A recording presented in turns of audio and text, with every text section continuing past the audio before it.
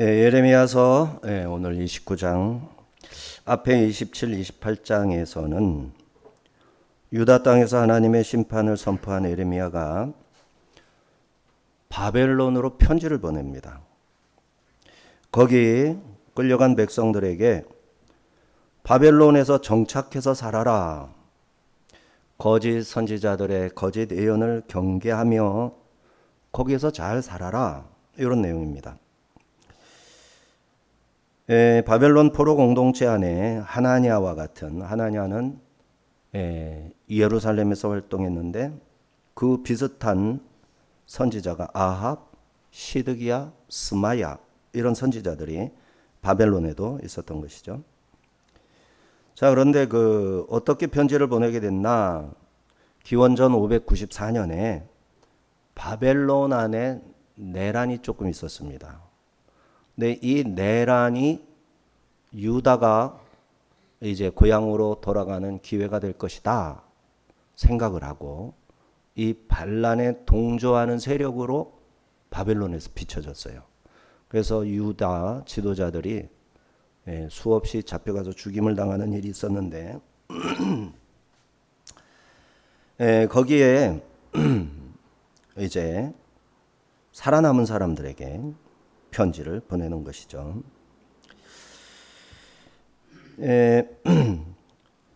먼저 1절을 같이 보겠습니다.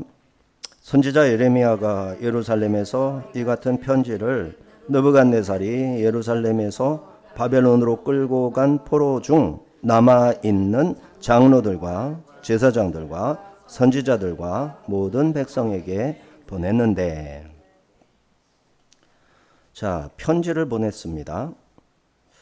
아직 살아있는 장로들, 제사장들, 선지자들에게 보냈다. 그러니까 많이 죽었다. 잡혀간 지 얼마 되지 않았습니다. 예레미야는 예루살렘이 함락되고 예루살렘에서 몇 년간 있다가 애굽으로 잡혀가게 되죠. 끌려가게 되죠. 그러니까 예루살렘 멸망하고 얼마 되지 않아서입니다. 예루살렘이 멸망하기 전 아직 예루살렘이 멸망하지 않은 상태입니다. 아직 586년에 망했으니까요. 자, 거기에 먼저 잡혀 1차 포로, 2차 포로 두 번 잡혀간 거죠. 그러니까 여기 BC 605년에 여호야김 왕 때, 그리고 BC 597년 여호야긴 왕 때 1차, 2차에 걸쳐서 바벨론에 끌려간 사람들이에요. 대부분 수많은 유대인들이 그발강 근처의 텔아빕, 텔멜라, 텔하르사 이런 지역에 공동체를 형성하고 살았는데 보다 넓은 지역에서는 이제 586년 예루살렘 멸망과 함께 끌려간 사람들이 굉장히 넓게 분포가 됐지만 1차, 2차 포로에 잡혀간 사람은 널리 흩어진 게 아니라 거의 한두 군데에 공동체를 이루어서 살게 했었어요. 자, 이 편지를 보낸 시기가 여고니아, 다시 말해서 여호야긴 왕과 왕후, 궁중내시, 고관들, 기능공, 토공들을 예루살렘에서 잡아간 다음이에요. 느부갓네살 8년 2차 바벨론 포로 사건 이후에 이 편지가 보내진 거죠.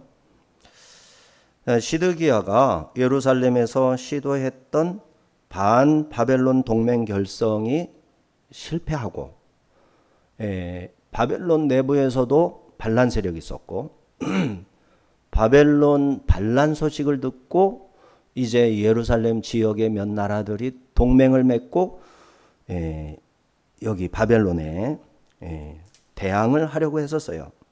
근데 이게 실패를 한 거죠. 그래서 신속하게 말하자면 그것을 감추고 이제 잘하겠다 이런 사절단을 구성해서 보내야 했던 거예요. 그게 594년에 있었던 일입니다. 이 사절단과 함께 예레미야가 편지를 써서 보낸 것이죠. 사신들 중에 예레미야에게 호의적이었던 사반의 아들 엘라사, 힐기야의 아들 그마랴 편으로 보내게 되었다라는 것입니다. 4절입니다. 만군의 여호와 이스라엘의 하나님께서 예루살렘에서 바벨론으로 사로잡혀가게 한 모든 포로에게 이와 같이 말씀하시니라. 편지에 이렇게 쓰기 시작했다 이 말이죠. 발신자는 예레미야의 이름으로 보내지만 하나님이시죠. 예루살렘을 아직 붙들고 계시는 하나님이신 거예요. 자, 수신자들은 예루살렘에서 바벨론으로 사로잡혀간 모든 포로들입니다. 요한계시록에서는 바벨론을 로마 제국의 상징으로 계시록을 썼죠. 그럼 오늘 우리가 이 바벨론을 어떤 상징으로 읽어야 할까요? 바로 현대사회, 오늘날의 문명이 극도로 발달된 현대 세속적인 사회가 바로 바벨론이라 할 수 있습니다. 자, 5절 6절은 바벨론에서 정착하라라는 이 편지의 핵심 내용입니다. 하나님께서 예레미야 선지자를 통해 바벨론의 유다인의 환상적인 기대, 그야말로 유대인들은 누구나 예루살렘으로 돌아갈 수 있다라는 이 환상을 가지고 살았죠. 그걸 깨뜨리는 내용입니다. 5절 6절입니다. 너희는 집을 짓고 거기에 살며 텃밭을 만들고 그 열매를 먹으라. 아내를 맞이하여 자녀를 낳으며 너희 아들이 아내를 맞이하여 너희 딸이 남편을 맞아 그들로 자녀를 낳게 하여 너희가 거기에서 번성하고 줄어들지 아니하게 하라. 자, 이 배경에 예루살렘에서 극성스럽게 활동하던 거짓 선지자들이 바벨론에서도 아주 활발하게 활동을 하고 있음을 알 수 있어요. 그들은 속히 귀환하리라 거짓 희망을 전했습니다. 8절 9절에 그들의 명단도 등장을 합니다. 아합, 시드기야, 스마야, 포로 공동체 안에 활동하는 거짓 예언자들이었어요. 그들은 여호와께서 우리를 곧 예루살렘으로 돌아가게 하실 것이다.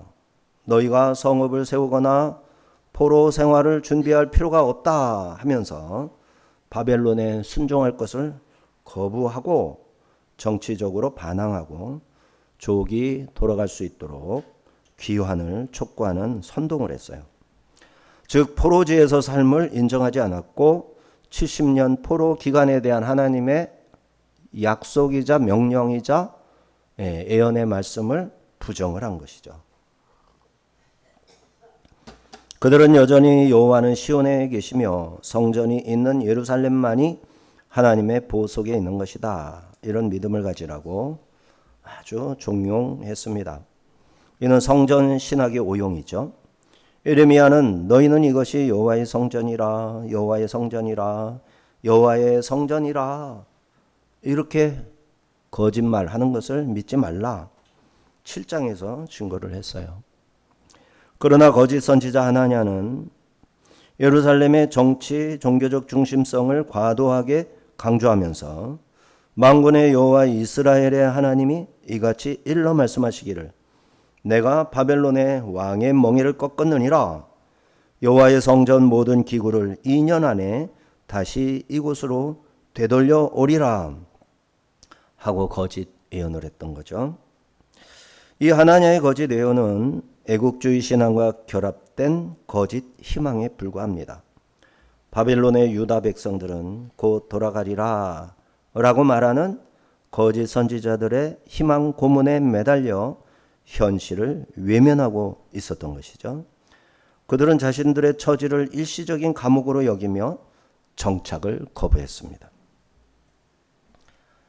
하지만 예레미야의 참 예언은 달랐어요. 예레미야는 편지로 너희는 집을 짓고 거기에 살며 밭을 만들고 그 열매를 먹어라. 거기서 번성하고 줄어들지 말아라 라고 써보냈던 겁니다. 예레미야의 메시지는 우리에게도 하나님께서 나를 심으신 곳이 바로 이곳이고 여기가 바로 나의 사명지다. 메시지를 우리에게 전하고 있는 겁니다. 예레미야의 메시지는 하나님이 그들에게 복을 주시며 하나님이 그들에게 이르시되 생육하고 번성하여 땅에 충만하라. 창세기 1장 28절이죠. 땅을 정복하라. 바다의 물고기와 하늘의 새와 땅에 움직이는 모든 생물을 다스리라 하신 창조 명령의 재선포였어요. 인류 전체에게 주셨던 명령이 택한 백성들에게서조차 기대할 수 없게 되자 택한 백성들을 세상으로 보내서 이 명령을 다시 선포하시는 거죠. 먼저 너희는 집을 짓고 거기에 살며 밭을 만들고 그 열매를 먹으라 명하셨습니다. 집을 지으라 하신 명령은 건설의 명령이죠. 바벨론에서 방랑을 끝내고 뿌리를 내려라 명령한 것입니다. 세속 도시에서 손님처럼 살지 말고 그곳을 삶의 터전으로 인정하고 주인이 되어 안정을 구축하여 살라 명령한 것입니다. 그러니까 이게 우리의 삶 자체는 이 땅에서 번성하며 살아야 돼요. 하지만 여기에 미련을 두고 천국에 갈 필요도 없을 정도로 믿음을 저버리면 우리는 천국을 부정하는 것이 되니까 요 간격을 정해주는 거죠.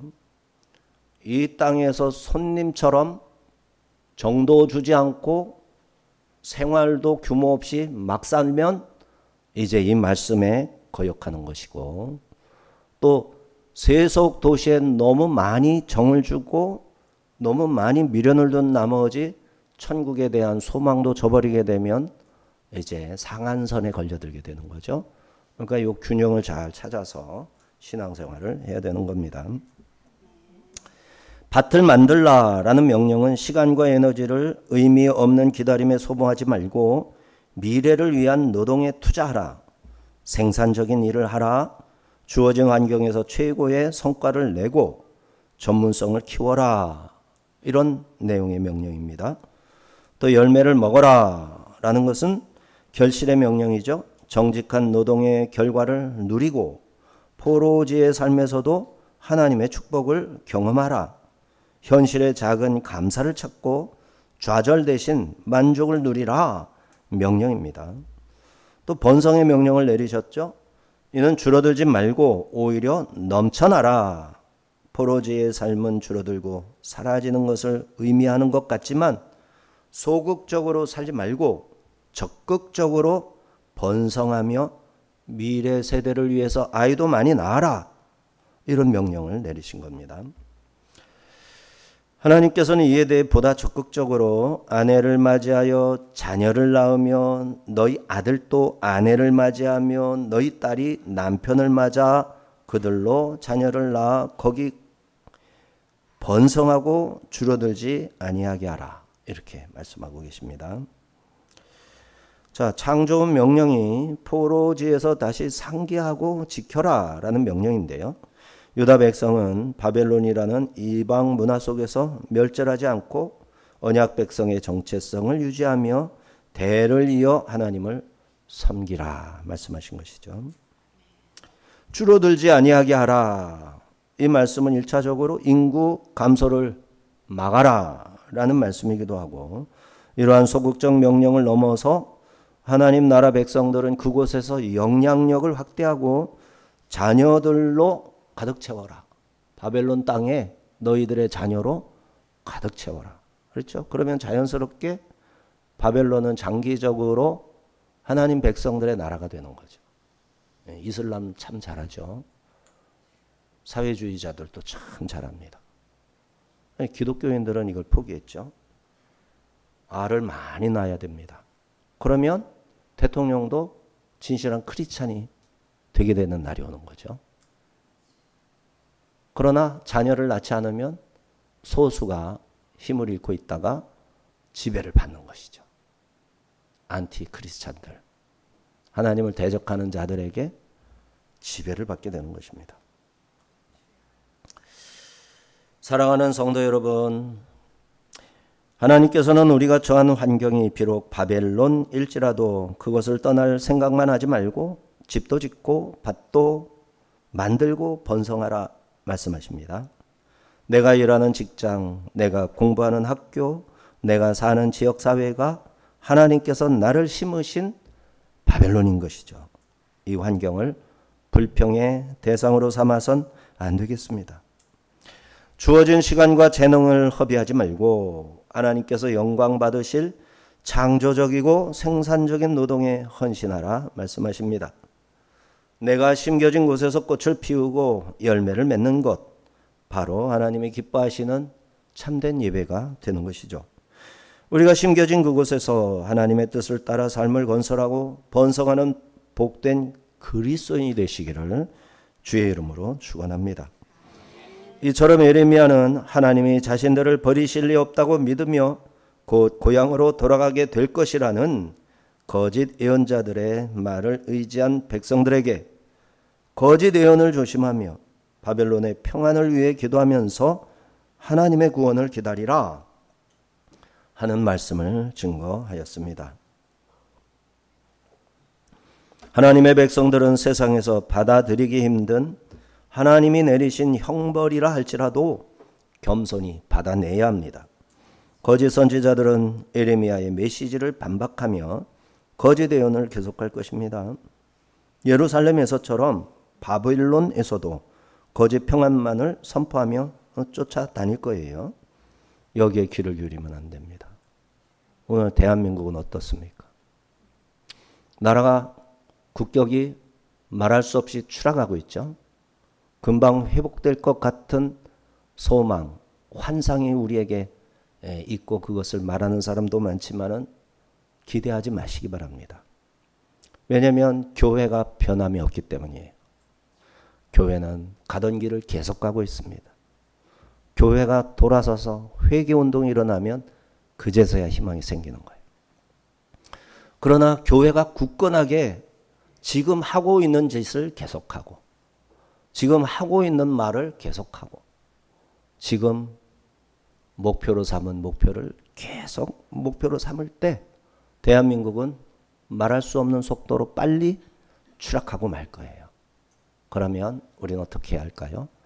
추락된 우리나라에서 집을 짓고 밭을 가꾸고 열매를 거두고 자녀를 많이 낳아 번성해야 하는 것입니다. 하나님의 말씀을 제대로 들어야 되겠죠. 7절은 바벨론에서 포로로 살아가는 하나님의 백성들에게 하나님께서 자기 백성을 보내어 그곳에 해야 할 가장 중요한 일이 무엇인지 분명히 밝히는 말씀입니다. 7절입니다. 너희는 내가 사로잡혀가게 한 그 성읍의 평안을 구하고 그를 위하여 여호와께 기도하라. 이는 그 성읍이 평안함으로 너희도 평안할 것임이라. 평안이 뭡니까? 아무 일도 안 일어나는 게 평안입니까? 아니죠. 정의를 향해서, 정직을 향해서, 하나님의 말씀을 향해서 어떠한 고난과 손해도 감당하면서 그 목표를 달성하기 위해 있는 힘을 다함으로써 얻는 내적인 평안이 1차적인 평안입니다. 그 결과로 주님이 내리시는 복을 내가 누릴 때 그 평안인 거예요. 그래 적당히 타협하고 악수하고 서로 그냥 윈윈하자 이러면서 차지하는 것은 거짓 예언자들이 말하는 거짓 평안이 되는 겁니다. 끝도 없이 추락하는 길에 이미 들어선 것이죠. 바벨론의 유대인들은 바벨론을 일시적인 감옥으로 생각했습니다. 하지만 하나님은 이 편지를 통해 바벨론이 내가 허락한 거처다 하시는 말씀을 선언하며 진짜 사명이 무엇인지 말씀해 주십니다. 사명자들의 세상에서 삶은 원치 않는 자리에서조차 하나님의 주권을 인정함으로 시작할 수 있습니다. 여기서 하나님께서는 그 성읍으로 내가 사로잡혀 가게 하였다 밝히십니다. 바벨론에 너를 보낸 자가 바로 나다 밝히신 것이죠. 그렇다면 괜히 보냈을 리가 없는 것이죠. 하나님이 하셨는데 아무 생각이 없다? 말도 안 되죠. 목적도 없이 우리를 보냈다? 말도 안 되죠. 이거 지금 이 자리에 나를 보내시고 부르신 분이 하나님이시라면 하나님께는 목적이 있고 이유가 있는 겁니다. 그것은 바로 그 성읍의 평안을 구하고 그를 위하여 여호와께 기도하라. 참된 평안이죠. 하나님이 내려주시는 샬롬, 이 샬롬이 가득하도록 기도하고 그것을 구하라 했어요. 자, 샬롬이 3번이나 사용되었는데요. 어원적으로는 가득 채워진 상태, 결핍도 부족함도 없는 온전한 상태. 단순히 불안이나 전쟁이 없는 평화가 아니라 복지도 들어있고 형통도 들어있고 온전함도 포함된 샬롬입니다. 시편에서는 예루살렘의 평안을 위해 구하라 했었는데 이제 바벨론에서 사는 그들에게 내가 바벨론으로 보낸 자가 나이니 여기에서도 평안함을 구해라 이렇게 말씀하시는 거예요. 바울 역시 그러므로 내가 첫째로 권하노니 모든 사람을 위하여 간구와 기도와 도고와 감사를 하되 임금들과 높은 지위에 있는 모든 사람을 위하여 하라. 이는 우리가 모든 경건과 단정함으로 고요하고 평안한 생활을 하려 함이라. 에베소 아시아의 수도죠. 아시아 속주의 수도인 에베소 교회, 에베소의 감독인 디모데에게 편지 보낸 거예요. 즉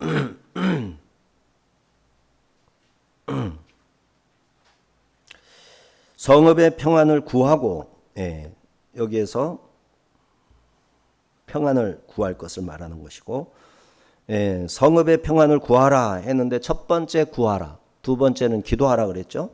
구하라 하고 기도하라가 단어가 틀려요. 구하라는 따라쉬 역대하에서 굉장히 많이 접한 단어입니다. 따라쉬 찾다요. 찾자. 여호와를 찾으라. 그러면 나를 찾을 것이요. 나를 버리면 나도 너희를 버릴 것이다. 이게 역대기의 주제였어요. 자, 그 다음에는 여호와께 기도하라. 그래서 히트 팔라 기도인데요. 그래서 따라하시는 어원상으로 발로 밟아 자주 지나다니다. 자주 찾아가라. 자주 찾아가라. 하나님께 자주 빈번하게 왔다 갔다 해라. 이게 찾다, 따라쉬예요. 이게 이제 기도하다라는 말로도 번역되고 구하다라는 말로도 번역이 됩니다. 그런데 자주 찾아가서 기도하는 것을 말하고 자주 구하는 것을 말하는 이것이 따라쉬예요.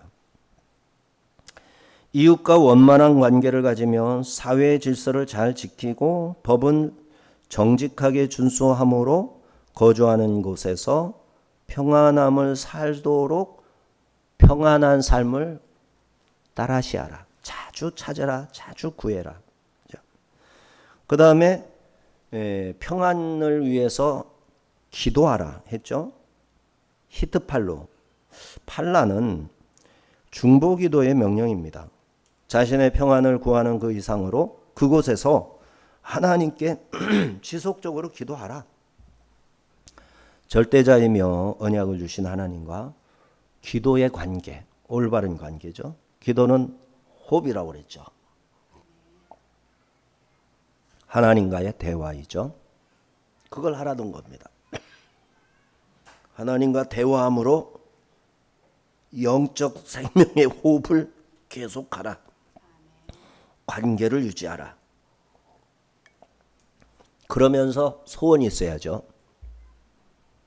그 바벨론에서 하나님의 진짜 샬롬이 가득 찰 수 있도록 중보기도하라. 이런 내용이 되는 겁니다.